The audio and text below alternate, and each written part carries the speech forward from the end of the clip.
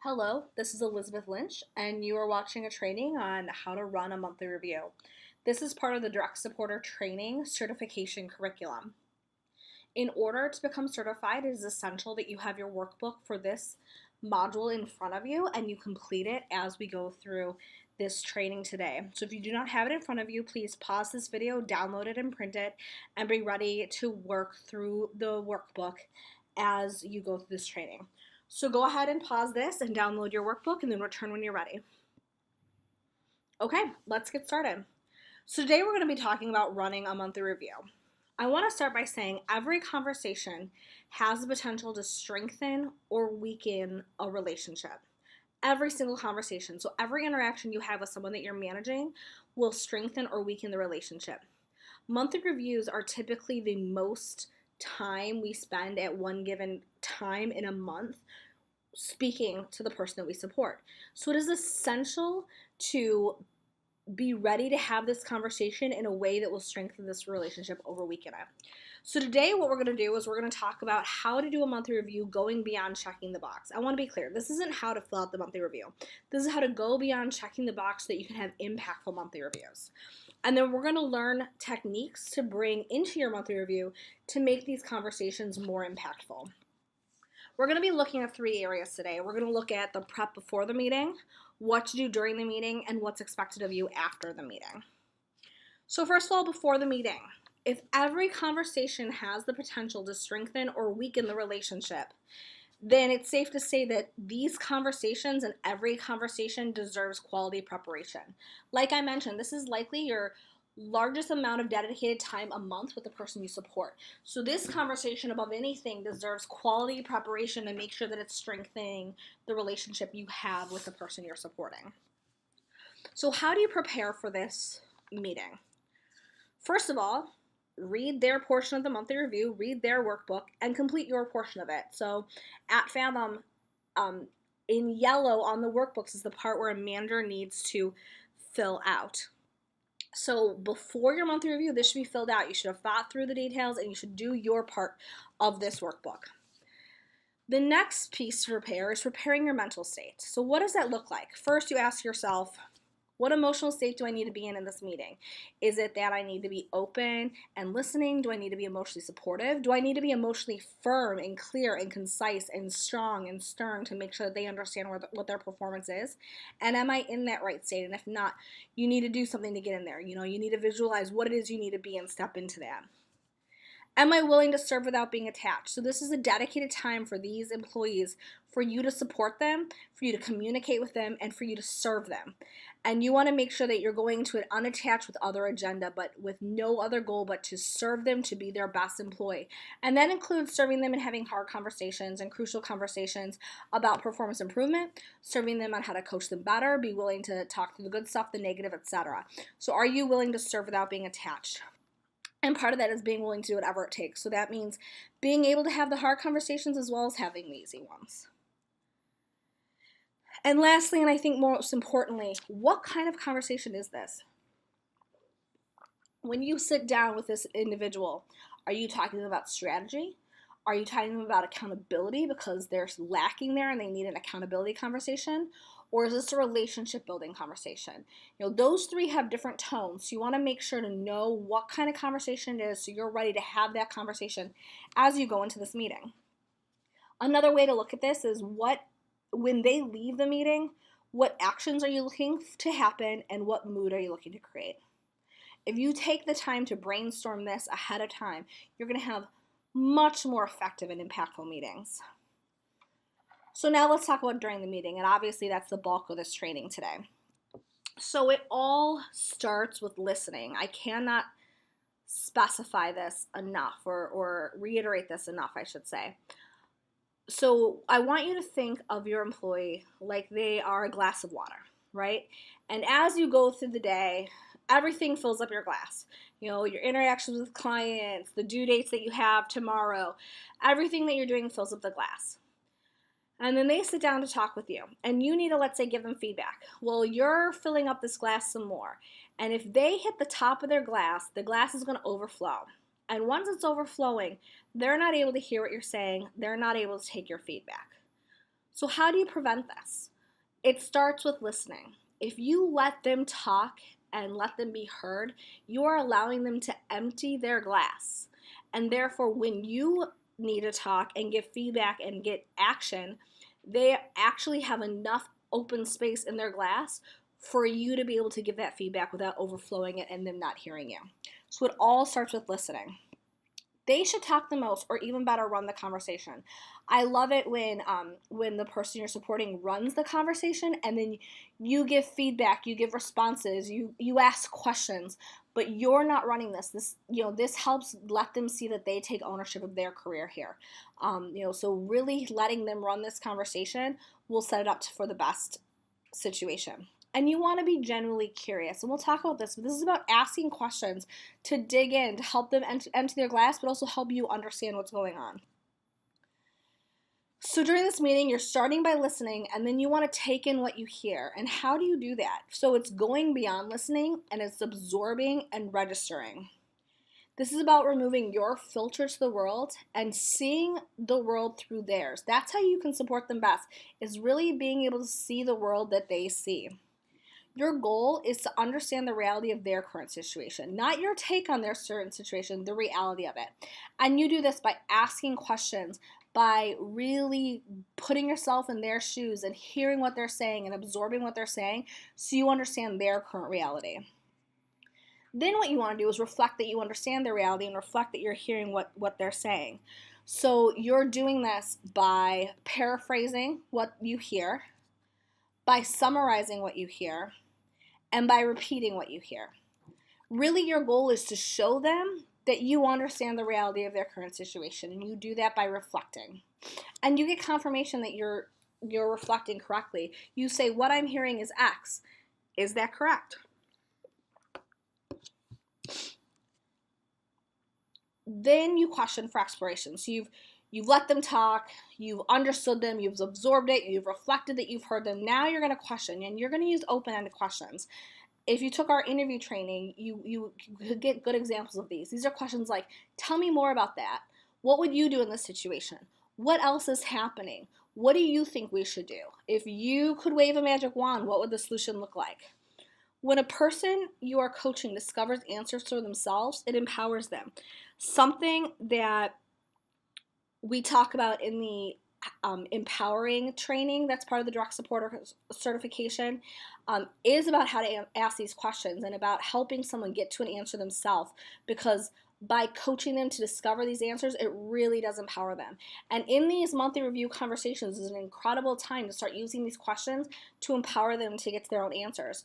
So instead of just giving them a solution, ask questions by saying, what would you do? Okay, what would happen if you do that? What other options might you get, etc. Like I mentioned, the Coaching for Empowerment video training talks about this. That's a great tool for help to learn how to do empowering conversations. And again, part of the curriculum for this direct supporter training certification. And then finally, so you've listened, you've absorbed, you reflected, you asked questions. Now, finally, at the end of all that, you're going to provide feedback. And to do so, well, first of all, this comes last. But to do so, you're first going to ask permission. If you say, hey, can I give you some feedback? By asking permission and having them say yes, all of a sudden their posture changes and they are ready to receive the feedback that you're giving them versus you just shoving feedback down their throat. So after you've done all the other steps, you've listened, you've absorbed, you reflected, you ask questions. Now, can I give you feedback? Yes, great. Give them that feedback. Now they're ready and they're poised to take in that feedback because they've emptied their glass and they've given you permission to give it. I want to be clear, giving feedback is not a vehicle to assert expertise. Your goal here is not to be the smartest person in the room. It's to help coach them and give them some guidance that they need. So what kind of feedback should you be providing? First of all, every single monthly review, you need to acknowledge their KPIs and goal completion. or lack thereof. That's an important part of this monthly review. Accountability is an important part of Fathom, and we want to be sure we're addressing that. So if they're on track, if they're hitting their goals, they're hitting their KPIs, congratulate them. And then talk about them how to take things to the next level. So it's not just about fulfilling your goals, but if they consistently fulfill it, they need to be challenged. How can you help them take their career to the next level? If they're missing their KPIs or missing their quarterly goals, you need to talk about this and create accountability for it. One of the biggest mistakes I see in monthly reviews is you get to the KPI section or the goal section, they miss their KPIs, and you go, okay, like you're checking a box and you move on. That does not serve the person that you're supporting, nor does it help create accountability for this person. So when they are missing this, you need to do these things. You need to ask, when will this be done? When will it be back on track? How will you do this? Listen first. And then if you think that they need some guidance, then you can give feedback. But let them get there and ask those open-ended questions. What obstacles might you meet and how will you overcome this? This helps them work through problems ahead of time in a safe space with you helping them, and therefore when they run into problems, even if it's not the same ones, they've already gone through building that muscle of how to combat that problem. And then what are the next steps? And with those next steps, you want them to email you when it's complete, and you want to give them a date to follow up on. So this is important. This is about creating accountability, right? So you want to make sure that it's just not dead after they don't hit it. You want to make sure you're creating accountability to complete it, even if it wasn't completed on that date. This is important. We are teaching accountability, how to be accountable, and we're teaching the importance around it. It doesn't seem important if we just let it slide. So by holding people accountable, we're showing them that it is vitally important in this organization.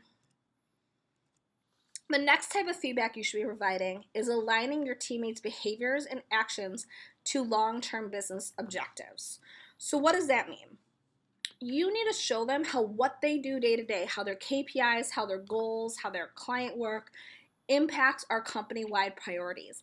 It's not always easy for people to see that connection. You need to be that bridge to help them see what they do day to day impacts our company long term. It's essential that we are bridging this for them, because if they see this impact, they see the importance of their work, and they see how they fit into a long-term vision, and therefore feel part of our team and feel connected to our company. So every time you have these discussions, you need to bridge this for them so they see how their behaviors and actions have a larger impact than what they think they do. This is also a good opportunity to make sure they're clear on the company priorities. This helps reiterate it and let them see what it is the company is working for and why we're working for it, and making sure they have an avenue to ask questions. In all hands meetings, seeing the priorities is fine, but a lot of times people don't absorb it. They don't have that chance to understand it, ask the questions about it, etc. That's where you as a manager have to step in. It's essential that you know these priorities inside and out, so you can answer questions that are asked, and you can help guide them into how they roll up to these priorities. And lastly, feedback you should be providing.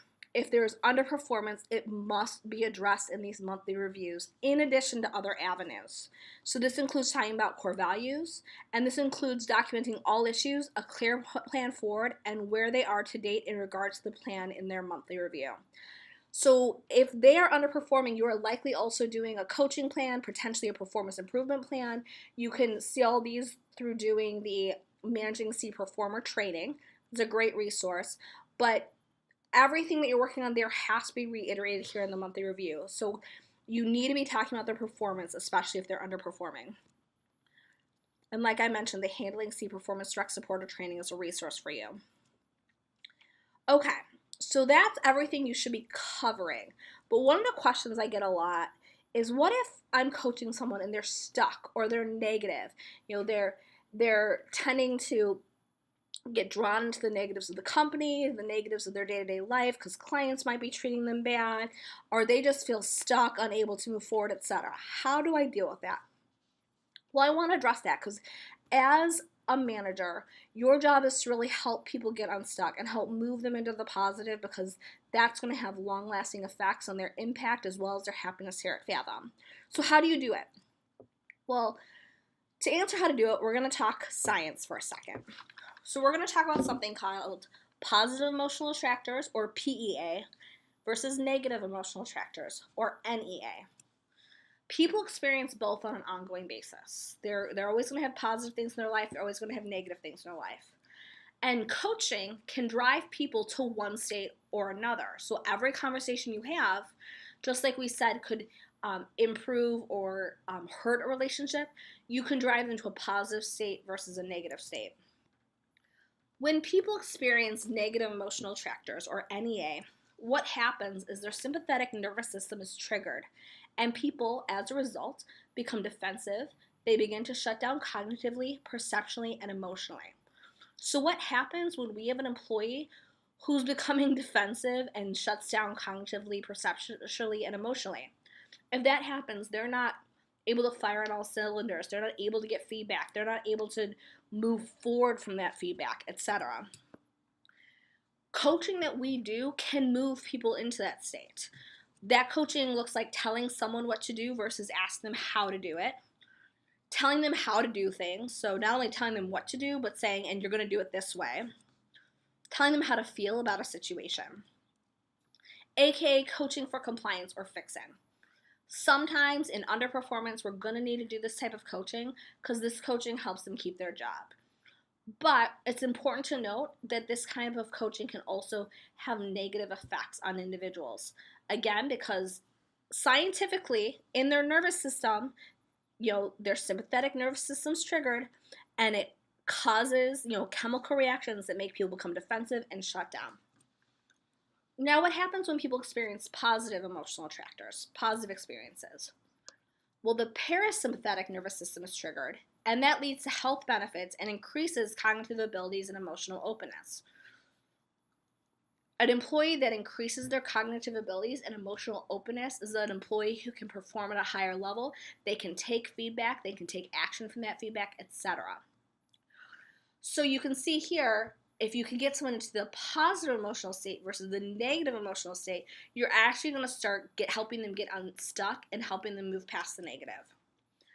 Positive behavioral change can only occur if the PEA is stimulated, and only be sustained if there's more PEA, so positive experiences, than NEA. If the adverse is true, if there's more negative emotional attractors, negative experiences, then what's going to happen is they're not going to be able to make behavioral change. They're going to stay stuck. So it's your job as a coach to help create these positive emotional attractor experiences. We talk a lot in Fathom about having a 3-to-1 positive to negative ratio, or even better, a 5-to-1. This is what we mean by that. Scientifically, we aim for more positives than negatives, because by pulling people into this positive state, that's when people can have behavioral change, because they're now opened up to have increased cognitive abilities and emotional openness. Some people ask, though, well, if that's the case, why isn't every experience I give them positive? Well, if we did that, we wouldn't necessarily be able to survive. We need the negative in an employment situation to make sure that people are doing their job right and able to, stay at our company. It's survival. In life, this is, fight or flight being activated. This is survival. You need some of this just to survive. The PEA is how you thrive. So you need both. You need to survive and then you need to thrive. But your thriving should be more. So how do we stimulate this PEA in coaching conversations? Because that would be our goal, because by stimulating that and having more PEA than NEA, now we can have behavioral change. First of all, we look at strengths over weaknesses. So we help individuals understand what their strengths are versus dwelling on the negatives. We look at opportunities to learn versus opportunities to improve performance. So I want to be clear here, this is just a tweak or a shift in communicating the same thing. If you say to them, I want you to take this training so you can be, better at this because you're not good at it right now, it's going to give them a negative response. Instead, if you say, hey, I think that if you take this training, you're going to really have an opportunity to learn and take yourself to the next level, it's going to turn on that positive. So you're going to get the same outcome. They're going to take the training, but they're going to be more emotionally open and have higher cognitive function if you do it as an opportunity to learn. You're going to help them consider possibilities over problems, right? So you run into an obstacle. Some people see it as a problem. You want to help them see it as a possibility by helping them understand how solving it can cause growth, how solving it can cause incredible impact to those around them because now those people who run into it have a solution, and how it can cause just complete acceleration in someone's career versus seeing it as a roadblock or a problem. So again, you're looking at the same outcome but with a little twist emotionally in how you phrase it, which awakens the PEA. You want to create excitement over trying something new and help them shift from unhappiness about the job to problem solving. So, we talk about this a lot about being a creator versus a victim. So, okay, this might make you unhappy. How can we solve that problem? How can we overcome that? What can we do to take ownership to get there? You also want to have dialogues that stimulate hope, compassion, and mindfulness. A lot of setting the Fathom's vision and helping them see where they impact that helps create these dialogues. And I mentioned this already, but shifting from creator mentality or shifting to a creator mentality over a victim mentality. So again, if they run into a problem or they're feeling a certain way and they feel a victim, they're likely stuck. If you help them learn how to become a creator in that situation, now you're turning on the PEA, which allow them to be open and have behavioral change and get unstuck. And having a shared vision, which we again talked about. Everyone wants to be part of a shared vision, but a lot of times they don't understand how they fit into the vision at Fathom. So it's your job as a manager monthly to help them see what they do and how it connects to that vision. And if you're not sure on it, I hope you would be sure, but if you're not sure, talk to Steve Kessens, talk to Stephen Apples, talk to Scott, talk to myself, and we'll help you understand it so you can see how your teammates can connect to it. So let's go back to the original question. What if someone is negative or stuck? As a coach, you have a choice. So if someone is drowning, you can jump in and drown with them, or you can show them how to get to shore. Good coaches show them how to swim to shore, and we do this by stimulating their PEAs so that they have a behavioral change, so they can be more open and more cognitively aware so that they can get unstuck and move forward and become positive.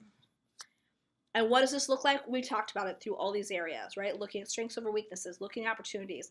I wanted to highlight a few. Consider possibilities over problems. You help them understand the issues today and how they become possibilities and give them tangible examples. You're helping them build the muscle on shifting from it being a problem to a possibility. Same with a creator mentality over a victim mentality. You want to show them in that situation how to be a creator. You're helping them build that muscle. It doesn't come naturally to everyone. So it's your job as a manager to help show them that.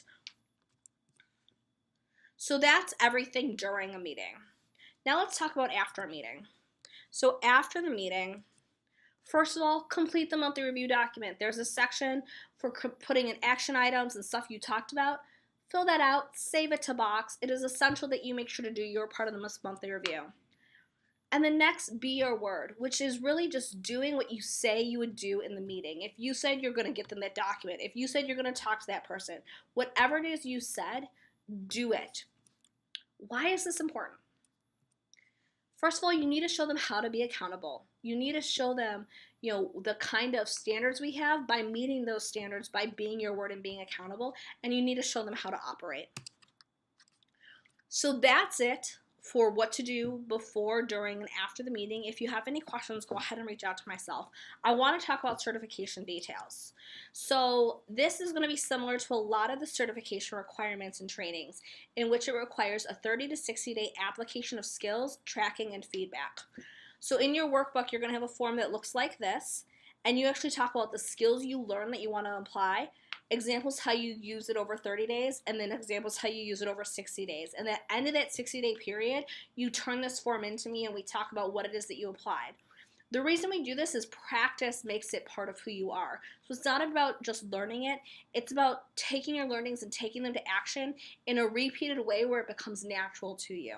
So we want to allow for that opportunity through this immersion of application of the skills that you've learned and tracking it for feedback. So that is the certification. That's the training for today. I'm here for you if you have any questions about anything, and good luck with your certification.